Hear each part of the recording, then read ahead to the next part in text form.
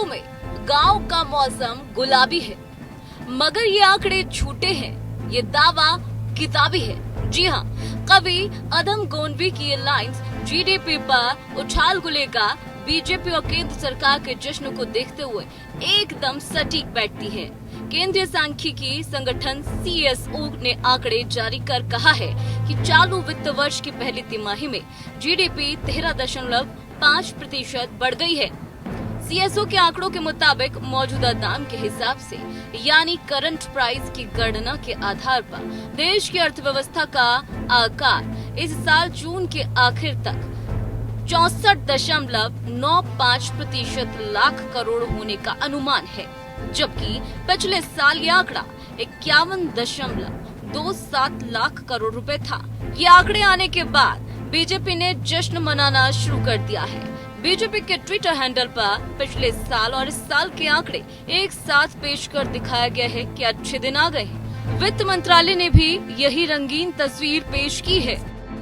आपने देखा होगा कल जो आंकड़ा आया है, फर्स्ट क्वार्टर का जो जीडीपी का नंबर आया है 13.5%, वो अपने आप में इस बात को दर्शाता है कि देश की अर्थव्यवस्था बहुत मजबूत है। बीजेपी अब ये भी जता रही है कि मोदी सरकार पिछली यूपीए सरकार के मुकाबले कितने बेहतर तरीके से काम कर रही है, जबकि यूपीए सरकार में पीएम मनमोहन सिंह खुद अर्थशास्त्री थे।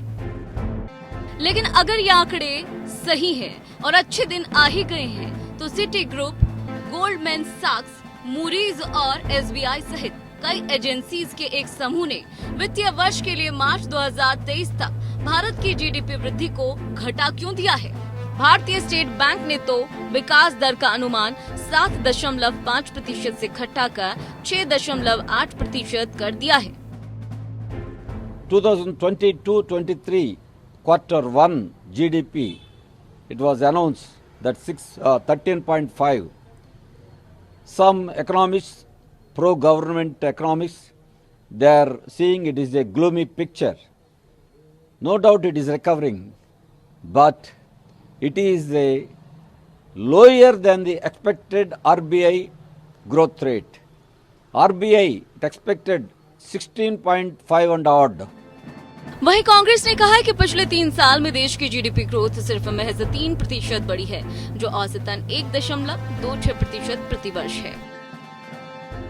पिछले 3 साल में भारतीय अर्थव्यवस्था 3% से कम, लेस देन 3% से बढ़ी है। अप्रोक्सीमेटली 3% मान ले तो 3% ग्रोथ इन 3 इयर्स, मतलब 3 साल पहले अगर किसी व्यक्ति की आय 10,000 रुपए थी, तो आज मोदी सरकार के इकोनॉमिक मॉडल में जहां पर इन्फ्लेशन 7% पर बना हुआ है, वहां पर उसकी आय 10,000 से बढ़कर 10,300 रुपए हुई है।